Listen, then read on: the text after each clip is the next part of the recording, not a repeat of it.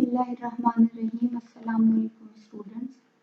First of all, I introduce myself that I am Miss Nosheen Nasir, your English subject teacher. I hope you will be fine.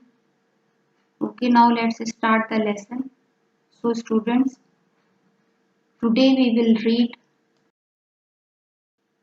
unit number 3, The Honey Guide's Revenge, from your course book page number 36 to 38. It is a story taken from the Zulu tradition. The Zulu tribe is spread across the country of South Africa. Now start the story. This is the story of Ngede the honey guide and a greedy young man named Gingele. One day while Gingele was out hunting, he heard the call of Ngede. Gingele's mouth began to water at the thought of honey. He stopped and listened carefully, searching until he saw the bird in the branches above his head, chittick, chittick, chittick. The little bird first called out to Gingele to get his attention and then flew ahead, making sure the Gingele was following him. When he reached a huge fig tree, he hopped around and then settled on one branch, cocking his head to guide Gingele. Gingele couldn't see any bees from under the tree, but he trusted Ngede.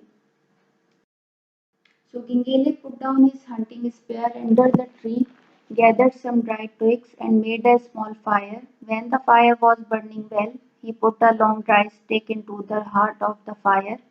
He began climbing, holding the cool end of the smoking stick in his teeth. Soon he could hear the loud buzzing of the busy bees. When Gingele reached the hive, he pushed the smoking end of the stick into the hollow. The bees came rushing out angrily and giving Gingele some painful stings.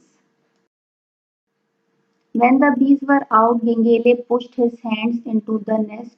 He took out handfuls of the heavy comb, dripping with rich honey. He put the comb carefully in the pouch he carried on his shoulder and started to climb down the tree. Finally, Gingele reached the bottom of the tree. Ngede flew down and waited for a fat piece of honeycomb as his reward. But Gingele put out the fire, picked up his tools, and started walking home. Ignoring the bird, Ngede called out angrily. So Gingele stopped and said, "The bird, you want some honey? Although I did all the work and got all the stings, why should I share this honey?" Then he walked off. Ngede was furious and decided to get his revenge. Several weeks later, Gingele again heard the honey call of Ngede, remembering the last time, and followed the bird once again. Ngede came to rest in a great thorn tree. Gingele thought the hive must be in this tree. He quickly made his small fire and began to climb, the smoking branch in his teeth.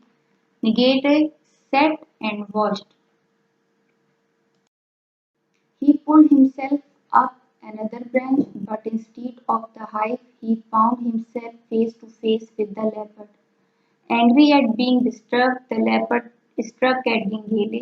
Gingele rushed down the tree and ran fastly with injuries.